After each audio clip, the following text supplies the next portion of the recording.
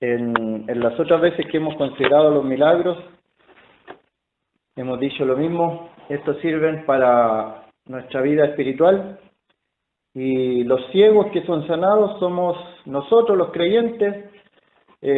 Siempre se aplica a la ceguera espiritual del inconverso, pero por los pasajes que vimos anteriormente en otras reuniones, la ceguera espiritual puede afectar también a un creyente, y una de las causas de la ceguera espiritual está en Pedro, donde dice que hemos olvidado la purificación de nuestros antiguos pecados, y ahí nos volvemos miopes espirituales o ciegos espirituales.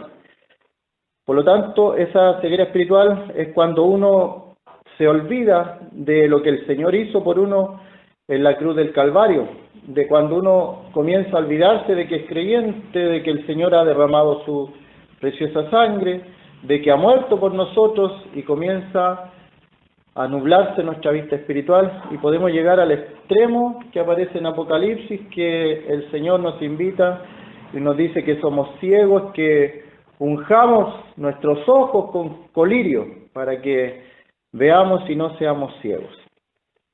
Así, diciendo esto, vamos a leer del verso 1 en adelante. Al pasar Jesús vio a un hombre ciego de nacimiento, y le preguntaron sus discípulos diciendo: Rabí, ¿quién pecó, este o sus padres, para que haya nacido ciego? Respondió Jesús: no es que pecó este ni sus padres, sino para que las obras de Dios se manifiesten en él. Me es necesario hacer las obras del que me envió, entre tanto que el día dura, la noche viene cuando nadie puede trabajar. Entre tanto que estoy en el mundo, luz soy del mundo. Dicho esto, escupió en tierra e hizo lodo con la saliva, y untó con el lodo los ojos del ciego. Y le dijo: ve a lavarte en el estanque de Siloé, que traducido es enviado. Fue entonces y se lavó, y regresó viendo. Entonces los vecinos y los que antes le habían visto que era ciego decían: ¿no es este el que se sentaba y mendigaba? Unos decían: él es, y otros: a él se parece. Él decía: yo soy. Y le dijeron: ¿cómo te fueron abiertos los ojos? Respondió él y dijo: aquel hombre que se llama Jesús hizo lodo y me untó los ojos, y me dijo: ve al Siloé y lávate. Y fui y me lavé y recibí la vista.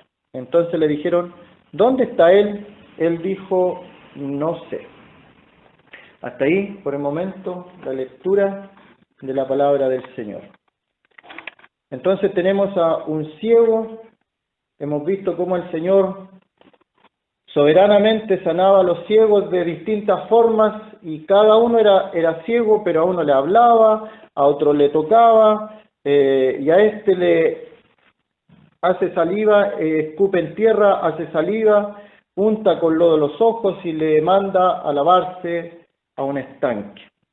Así que podemos ver principios, así como en los otros casos yo he visto principios que nos enseñan los milagros. Si bien nos enseñan cosas espirituales para el inconverso, también las podemos aplicar para nosotros los creyentes. Así que un primer principio lo vi en el verso 2 y 3. Le preguntaron sus discípulos: Rabí, ¿quién pecó, este o sus padres, para que hayan nacido ciegos? Respondió Jesús: no es que pecó este ni sus padres, sino para que las obras de Dios se manifiesten en él. Y ahí hay un principio del pensamiento judío. Los judíos creían que una persona era castigada por el pecado cometido por ellos o el pecado cometido por sus padres. Por lo tanto, si había una persona que nacía con defectos físicos, o si había una persona que le pasaba alguna calamidad, era porque habían pecado ellos, habían pecado sus padres, o algo malo habrá hecho en oculto. Entonces, decir que este pensamiento el Señor lo rebate. El Señor dice que no es así. Hay una maldición en la ley de Moisés que es hasta la 4ª generación, pero en la iglesia, en el pueblo de Dios, cada persona da cuenta de sí. no de sus antepasados. ¿Y por qué hago esta aclaración? Porque ya llegaron a Chile y llegaron a nuestra zona ciertas personas en el mundo evangélico que hablan de los pecados generacionales. Invitan a reunirse a las personas para desligarlas, para romper cadenas, según ellos dicen, de los pecados que hicieron sus antepasados, porque la vida de ellos está mala porque en el pasado sus padres o sus abuelos o sus tatarabuelos pecaron y ellos todavía cargan con ese pecado. Entonces, por eso las cosas les salen mal, por eso las cosas no le van bien, por eso están en la pobreza, por eso tienen enfermedades, por eso todo les sale mal. Entonces, ellos atribuyen a esa ley de Moisés, de la maldición generacional. Pero el Señor aquí dice que no es que pecó este ni sus padres, sino para que las obras de Dios se manifiesten en él, en la persona que estaba ciega. Algo iba a hacer el Señor, un milagro, una grandeza en esta persona ciega. Decir también que las enfermedades y las cosas que nos acontecen a los creyentes, a veces, como dice el libro de Corintios, son por nuestra desobediencia, por nuestro pecado. El libro de Hebreos habla de que al Hijo de Dios el Señor lo disciplina, lo castiga. A veces una enfermedad nuestra es una disciplina del Señor. Es un castigo del Señor, está castigándonos porque somos sus hijos.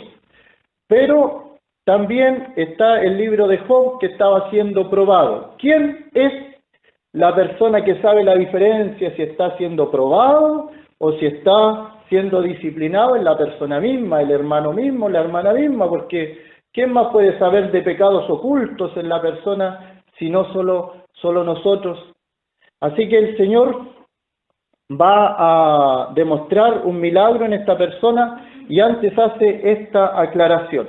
Estaba muy arraigado en la costumbre judía de que si las cosas están saliendo mal es porque hay pecado, y es el caso de Job. Cuando Job está siendo probado, uno de los amigos le dice: Dios no castiga al justo, por lo tanto tú tienes que haber hecho algo malo para que Dios te castigue, para que Dios te pase por esta circunstancia.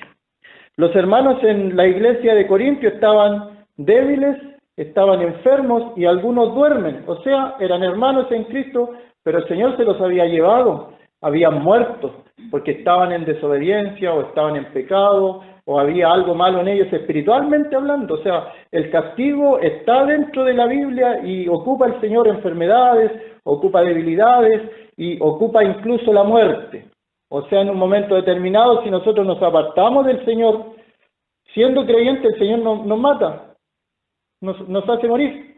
Pero dice, por la misericordia del Señor, utiliza esa palabra, y algunos duermen, dice Pablo a los Corintios, porque el dormir es que la persona era creyente y el Señor tuvo misericordia y mejor se la llevó.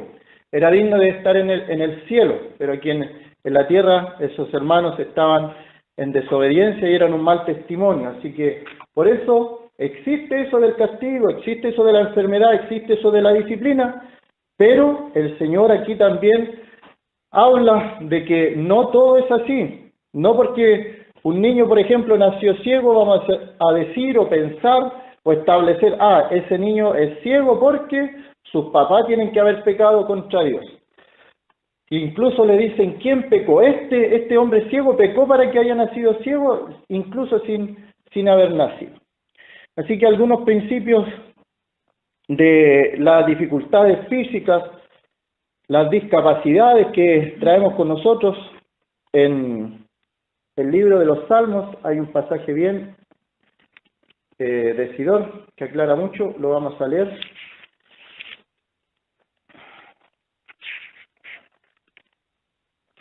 El Salmo 139. Salmo 139.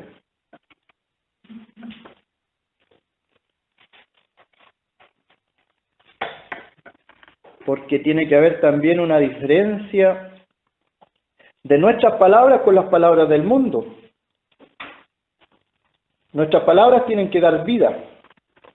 El mundo puede hablar lo que quiera, pero el creyente tiene que dar vida en sus palabras. Por lo tanto, si por ejemplo nace un pequeño, nace una guaguita con algún defecto, el mundo dice: pobrecito, ¿qué habrá pasado? No se cuidó en el embarazo, es por los pecados que cometieron ese matrimonio, tantas cosas que se dicen. Y yo escuché muchas tonteras cuando estaba en la Teletón, y allí llegaban muchos niños enfermos y con discapacidades, y más de alguien llorando decía, esto es porque nosotros hicimos esto, aquello, o tomamos pastillas, o qué sé yo, y atribuían a esas cosas. La gente llegaba con sus hijos y lloraba, o le echaban la culpa a otras cosas. Pero un creyente, ¿cuál es el concepto que tiene que tener frente a estas situaciones? Dice Salmo 139, versículo 13, porque tú formaste mis entrañas. Está hablando de Dios, y el salmista, inspirado por el Espíritu Santo, es palabra de Dios entonces, habla de que nosotros fuimos formados y nuestras entrañas en el vientre de nuestra madre, porque tú formaste mis entrañas, tú me hiciste en el vientre de mi madre. Te alabaré porque formidables, maravillosas son tus obras, estoy maravillado y mi alma lo sabe muy bien. No fue encubierto de ti mi cuerpo, bien que en oculto fui formado y entretejido en lo más profundo de la tierra. Versículo 16. Pongamos atención a ese verso, con la ley de aborto que quieren legalizar y establecer. Dice, mi embrión vieron tus ojos, hay un ser vivo en el vientre de la madre.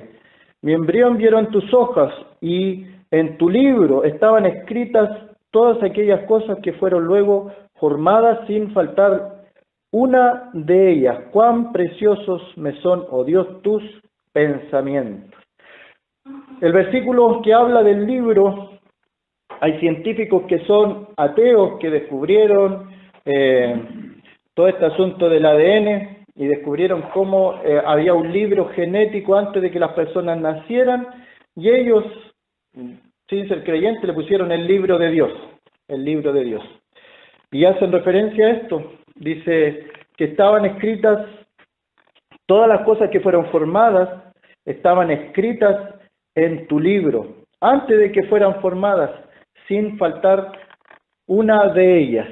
Entonces vemos la formación del embrión, la formación en el vientre de nuestra madre, la formación de cada uno de nuestros huesos, como dice el libro de Job, que si sabe Job cómo se forman los huesos en el vientre de la madre, o sea, esa ciencia que en el día de hoy se está recién entrando a esos misterios, está escrito en la Biblia tantos años atrás, y Dios está preocupado en el vientre de la madre de una criatura. Y cada una de las cosas que allí fueron establecidas, luego en la criatura están.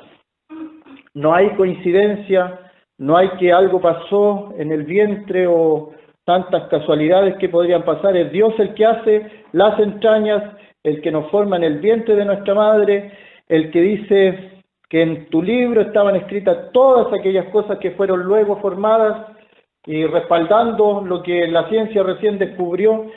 ¿Y ellos qué quieren hacer? Entrar a ese libro de la vida, a ese libro de Dios, entrar y cambiar cosas, y pueden manipular y que los niños salgan de un color de ojos, de un color de piel, y cambiando, ¿cierto?, esas cosas. Quieren adulterar o cambiar las cosas que ya el Señor ha hecho, y cada una de las cosas que el Señor ha hecho son preciosas. O sea, si hay un nacimiento con una discapacidad, es porque Dios la formó en el vientre de la madre. Así que no pecó este hombre, no pecaron sus padres, sino para que las obras de Dios fueran hechas en él. ¿Quién formó a ese hombre ciego? Que ya era muy adulto, por lo que dicen sus padres. Sus padres dicen, preguntarle a él, ¿qué edad tiene? Era un adulto y había sido toda su vida ciego. Podemos pensar en la soberanía de Dios también, que a cada uno le da lo que puede resistir, no le pone más carga de la que pueda soportar. Cada uno de nosotros aquí tiene una enfermedad, o tiene algún problema en su hogar, o tiene alguna cosa, y Dios sabe a cada uno lo que le ha dado, lo que puede soportar, lo que puede resistir. Tengo un amigo que es ciego. Ahora con la tecnología él siempre oraba porque el Señor le devolviera la vista, lo operaron, ahora tiene una córnea nueva en un ojo y ve con un ojo. Y él siempre conversábamos los dos que él, antes de que yo me acercara a él, él me escuchaba el bastón. Y lo menciono porque más adelante vamos a mencionar algo. Su oído se había a tal punto experimentado su audición que él podía distinguir cosas que el común de la gente no podía a través de solamente su oído. Y siempre conversábamos de esto de que el Señor había permitido que él fuera de esta forma ciego, y él decía, yo no podría soportar andar con bastón, porque a él le gustaba moverse, caminar, ir para allá, ir para acá, movilizarse, y yo pensaba, y tampoco, si me dijeran, podría soportar ser ciego, no me imagino.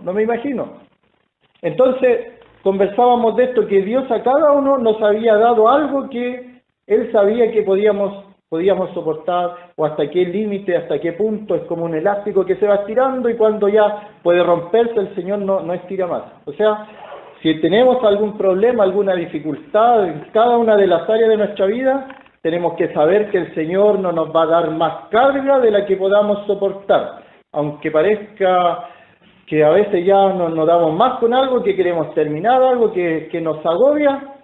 Y a veces no solamente problemas nuestros, sino de la gente.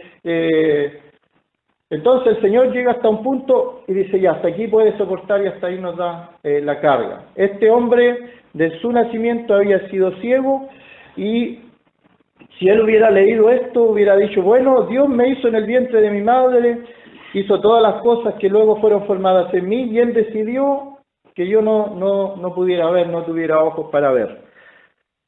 Y en el día de hoy podemos pensar en nosotros, los que estamos aquí, hacia primera vista creo que no hay ninguno que padezca de ceguera o de sordera o de mudez, y ese es otro texto que vamos a ver, y por lo cual podemos dar gracias a Dios, porque si nacimos de una forma bien sanitos, que el mismo nacimiento es un milagro, podemos considerar que Dios es misericordioso, incluso antes que fuéramos creyentes, antes que fuéramos cristianos. El libro del Éxodo.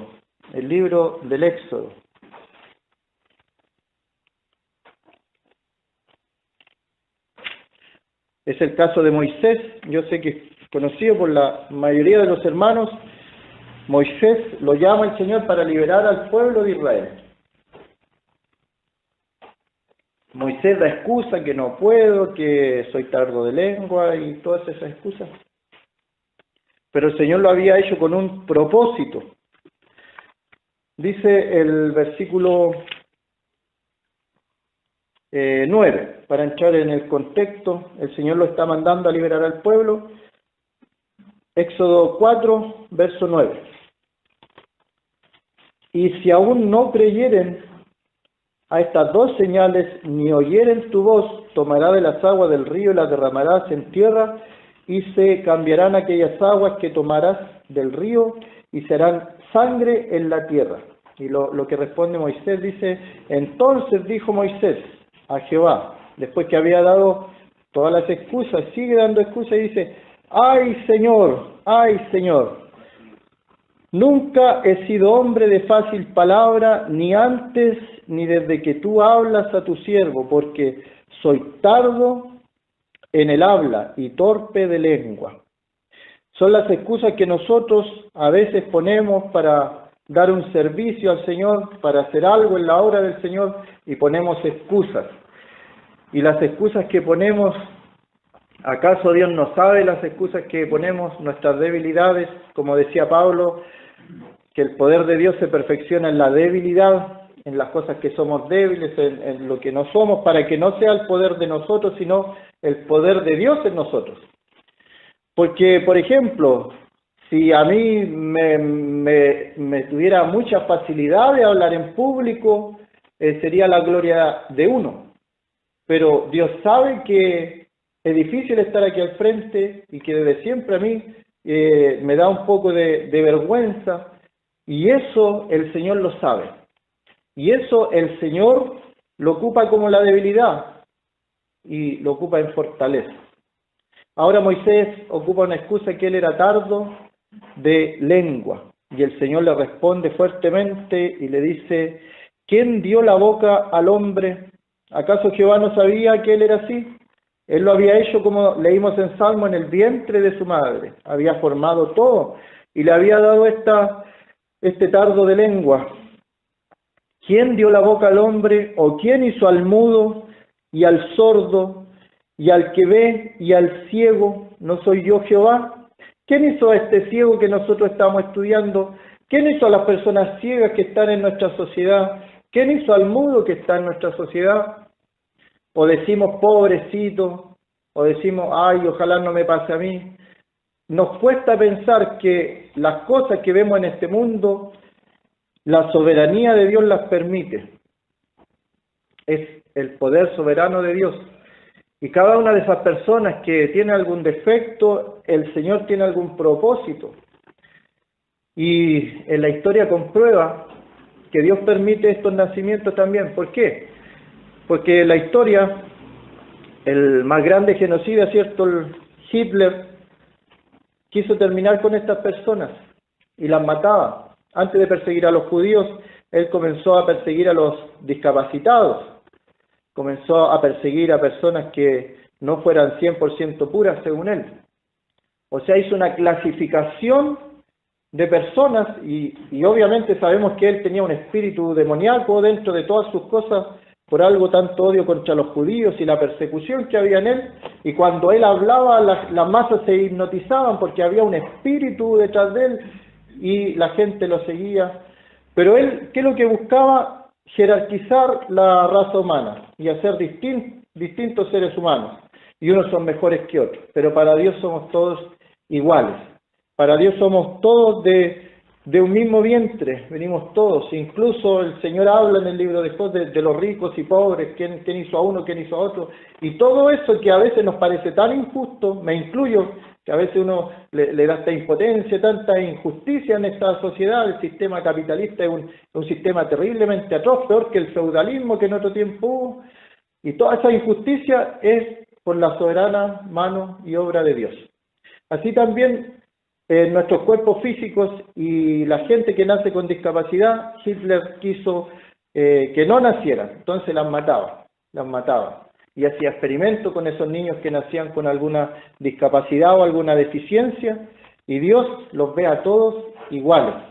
Este ciego de nacimiento tenía un propósito especial para Dios, formado desde el vientre de su madre, y él dice, ¿quién hizo al que ve y al ciego? ¿Quién lo hizo? No soy yo Jehová, no soy yo Yahweh.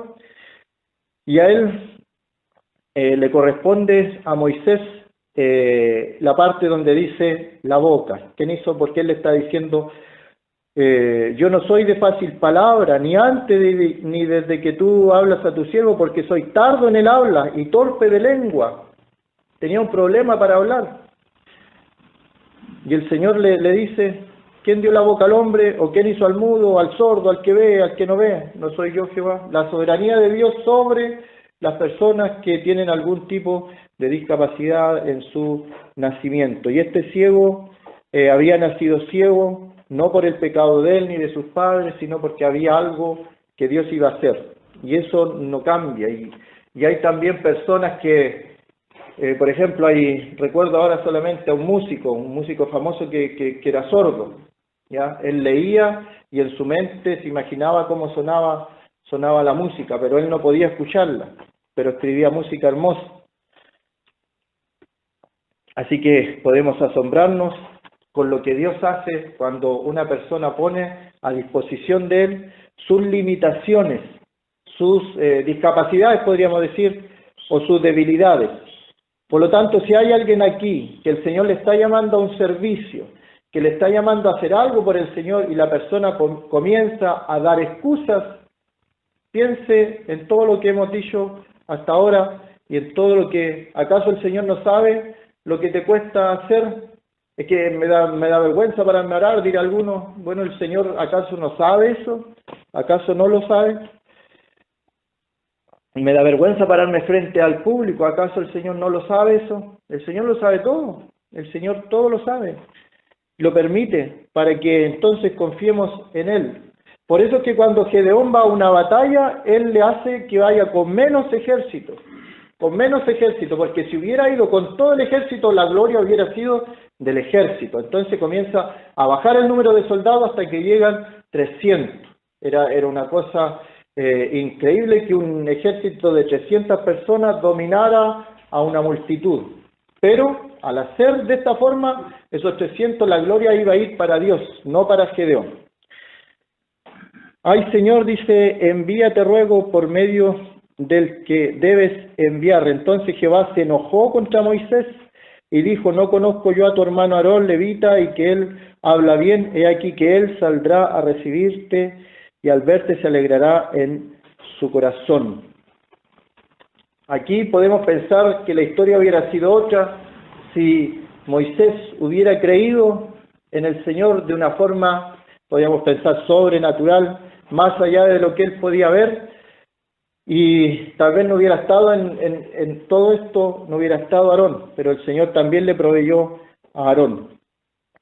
La frase, verso 14, la frase, Jehová se enojó contra Moisés.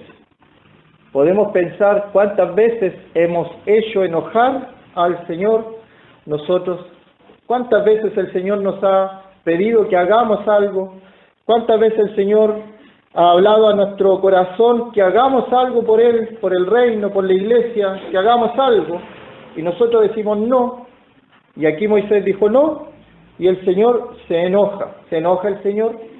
Sí, se enoja, porque Él sabe hasta qué nos puede pedir, hasta qué punto Él nos puede pedir. Hay un caso en Segunda de Samuel. Segunda de Samuel, capítulo 4.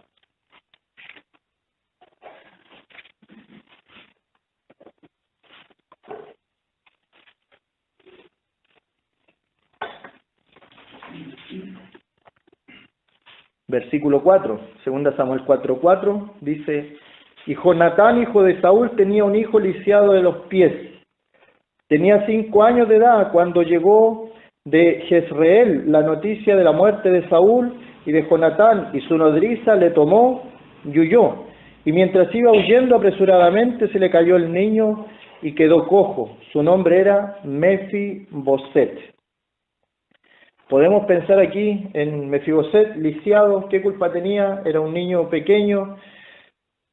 Y podemos pensar también en la nodriza. ¿Acaso la nodriza iba a querer que sucediera este accidente hacia este niño? Si era el cuidado de ella el que tenía. Nunca querría ella que le pasara algo malo. Y esto tiene que ver con los accidentes.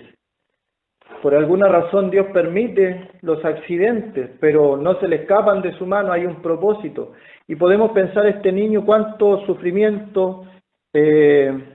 No era lo mismo que hoy día, tantas atenciones médicas que hay para las personas lisiadas en ese tiempo quedaban totalmente desamparadas. Y este niño pequeño dice que da cojo, pero luego, pasados los años, ¿dónde le vemos a él? Mefiboset está sentado a la mesa del rey, comiendo todos los días a la mesa del rey, con mantel blanco, limpio y una mesa resplandeciente todos los días a la mesa del rey. Ningún otro hombre hubiera tenido este privilegio, sino por las circunstancias que en su momento parecieron adversas, y quedó escrito, quedó estampado. ¿Dónde están los otros hijos de Saúl? ¿Se sabe algún nombre de los otros hijos de Saúl? ¿De los otros descendientes de Saúl? ¿Acaso alguno de los hijos de Saúl dejó un hijo? ¿Fueron todos exterminados? Porque esa era la ley que había. Cuando un rey tomaba el trono tenía que matar a todos sus enemigos para que no hubiera pelea después. Pero Mefiboset quedó con el propósito de estar a la mesa del rey David. Y fue para mostrar también la misericordia de David hacia Jonatán, porque ellos hicieron un pacto de amistad. Y un último texto referente a esta parte en Jeremías, el capítulo 1.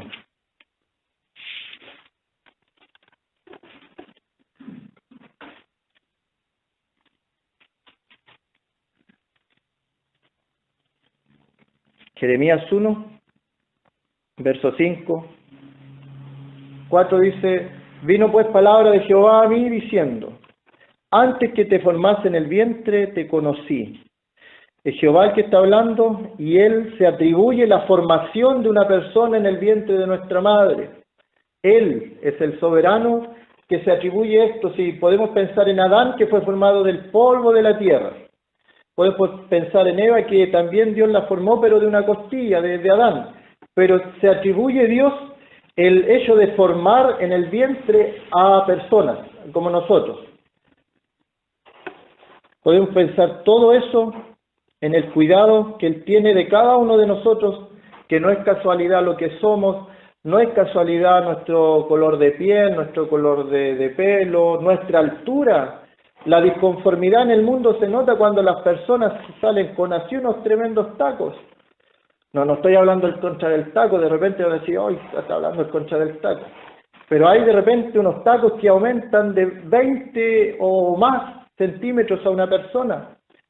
Es porque hay disconformidad en las personas, y la persona que es rubia quiere ser morena, y la persona que es morena quiere ser rubia, y la de pelo liso quiere ser enchollado, y enchollado quiere ser liso. ¿Y quién nos formó en el vientre de nuestra madre? Como somos, tal cual somos, de la forma que fuimos, de la estatura que fuimos. Pequeñito, una persona pequeña. Podemos ver que hay un propósito en Zaqueo, por ejemplo, que era pequeño de estatura, aparece en la Biblia, los niños cantan su nombre, más de alguien sabe quién era Zaqueo y cómo recibió al Señor en su casa. Hay un propósito en cada una de las acciones que Dios realiza, y en la formación de cada uno de nosotros en el vientre de nuestra madre. ¿Quién permitió que ese hombre fuera ciego toda su vida? Y si pensamos en la ceguera, podemos cerrar los ojos, o invitan acá en la mina, cuando uno baja, apagan los cascos y queda una oscuridad densa.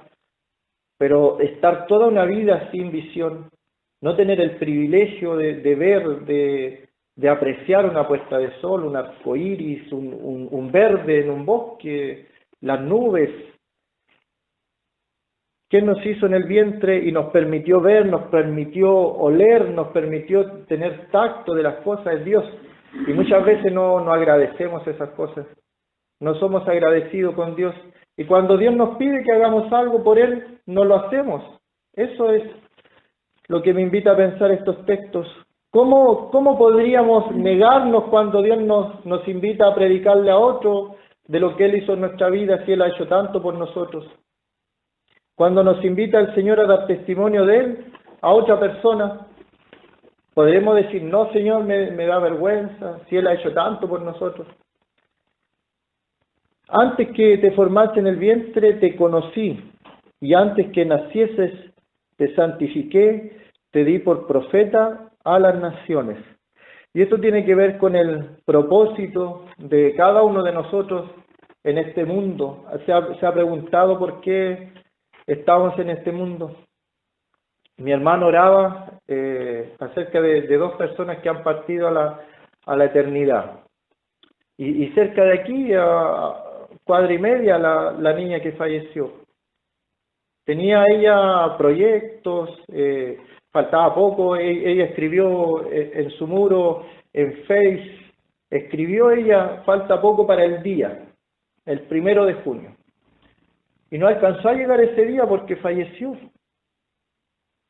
9 de la mañana el día de ayer. Y no porque ella haya querido un accidente. Entonces, nosotros, la misericordia de Dios nos permite estar vivos hoy día. Y cuando el Señor nos pide algo, nosotros nos negamos o ponemos excusas. Y cada uno de nosotros sabe que hemos dejado algunas cosas de hacer para el Señor, o estamos medio flojitos también para el Señor. Entonces cada uno en su interior sabe esas cosas, porque todos tenemos el Espíritu Santo, y Él es el que nos habla a nuestro corazón y a nuestra conciencia.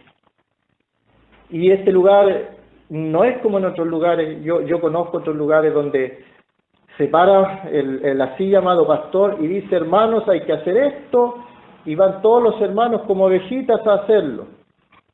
Pero más de la mitad va por obligación o porque el pastor le dijo.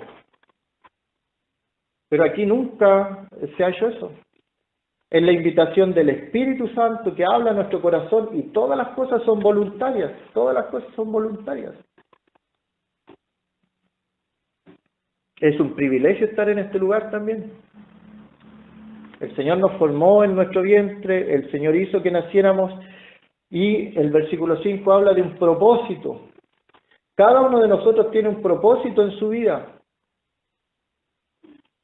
Y más de alguna vez he pensado, y si hubiera partido ya. Muy joven tuve la experiencia de que las personas murieran al lado de mi cama en el hospital.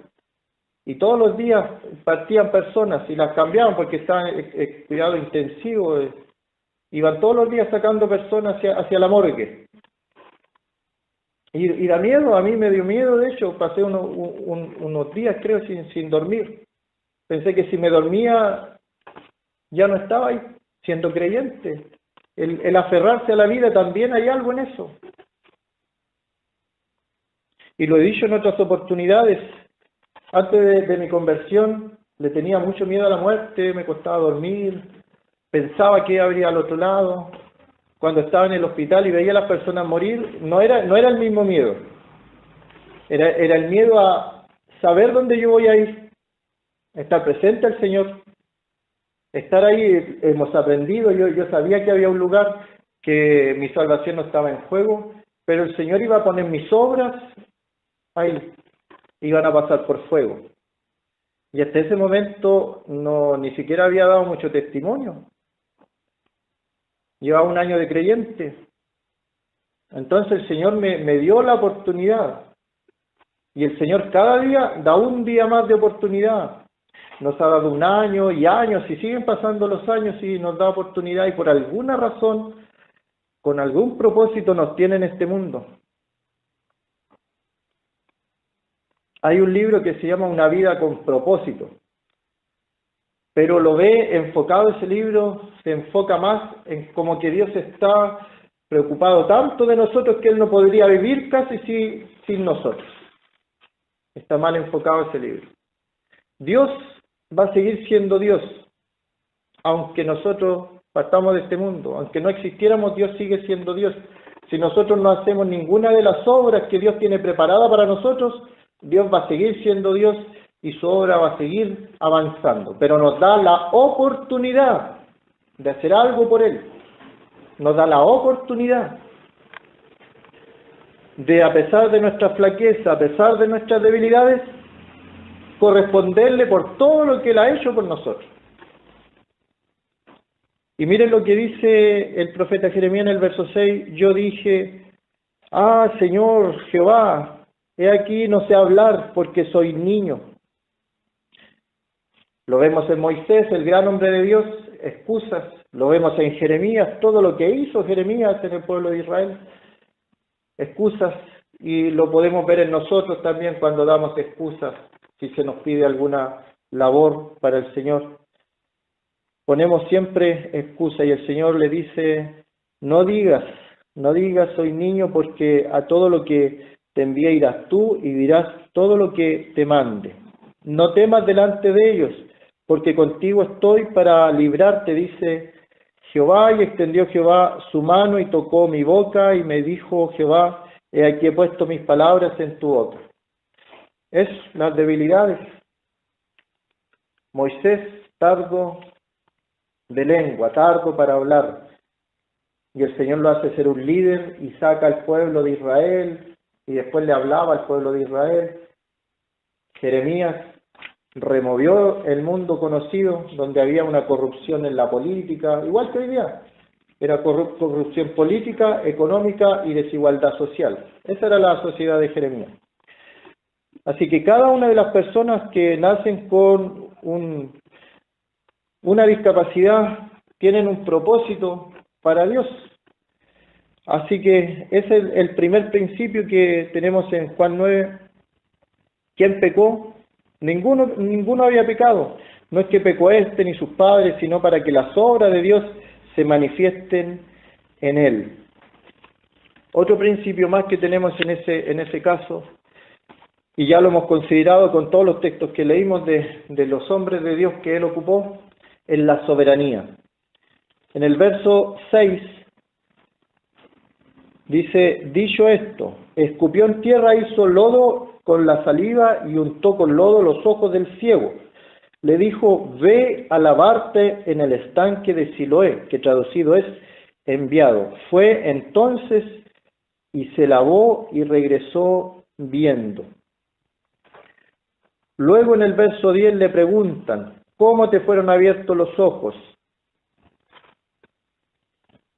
Y luego del versículo 13 al versículo 34 le preguntan 2 veces más cómo le fueron abiertos los ojos. Hasta incluso parece que él ya está hasta como que se enoja. Responde, él les dice en el verso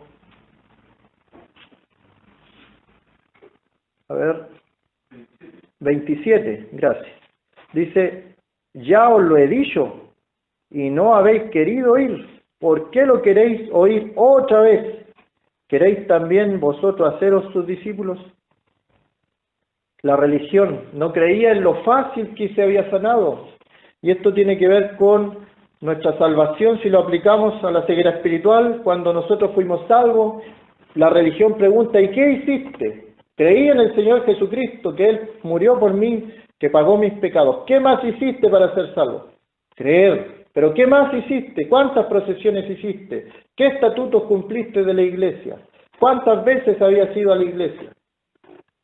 Es por creer, es por fe, es por gracia, por misericordia. No hay mérito en nosotros, el mérito solamente es de Dios. Y el principio que aparece del verso 6 al 7 también es la obediencia. Primero, la soberanía. Recordemos que el Señor había sanado a otros ciegos. A uno les habló, a otro les tocó, y a este untó barro y lo mandó a lavarse. Para la época, para el entorno, tiene que haber sido un escándalo, porque causó algo en la gente, causó algo en la religión, un escándalo. A otro le hablaba, nomás quiero ver, el Señor decía que viera, y la persona veía. Al otro decía, lo vimos también, veo a las personas como árboles, pero las veo. Y fue un proceso de sanidad ahí. Pero acá tiene que haber sido un escándalo y podemos pensar en los 3 ciegos que han sido sanados y cada uno fue sanado de una forma diferente, pero fueron sanados por la misma persona y a los 3 se les devolvió la vista. Y eso tiene que ver con la soberanía de Dios. Cada uno como Dios quiere, a cada uno le da como Él solamente quiere. Cuando hablamos de soberanía de Dios, ¿a qué nos referimos? El que una persona es soberana es simple, pero a la vez difícil, es que Él hace lo que quiere, con quien quiere y como quiere, y nadie puede decirle nada. Él es un soberano, Él es soberano. Pero muchas veces cuestionamos la soberanía de Dios y nos empezamos a preguntar el por qué pasó esto, o el por qué le pasó esto a aquella persona, o por qué pasó esto en nuestro país, todas las cosas que vemos, por qué pasó esto de los volcanes, por qué pasó esto en el norte. Pero cada una de las cosas, estar consciente de que es la soberanía de Dios. Y el otro principio es la obediencia. La obediencia. ¿Por qué fue sanado este hombre? Porque obedeció. ¿Qué hubiera pasado si el Señor hace todo lo que hizo y este ciego se queda ahí y le hubiera dado excusas? Moisés dio una excusa: soy tardo, anda a liberar a mi pueblo, soy tardo de lengua. A Jeremías le dijo, te voy a hacer profeta a las naciones, soy tardo de lengua. Al ciego no ve nada, está en oscuridad, y le hace algo en los ojos con barro y le dice, anda, ve. ¿Cuál hubiera sido la lógica excusa de él? Es que no veo, no puedo caminar, voy a chocar, voy a hacer tantas cosas. Si no veo, ¿cómo no se da cuenta que no veo? ¿Cómo me manda que vaya? Entonces hubiera tenido motivos para tener una excusa, pero él no las tuvo, no tuvo ninguna excusa, y él fue a lo que el Señor le mandó. Es un principio. Si queremos que el Señor haga algo en nuestra vida, a lo que ya sabemos que el Señor quiere que hagamos, tenemos que solamente obedecer. Que el Señor bendiga su palabra. Amén.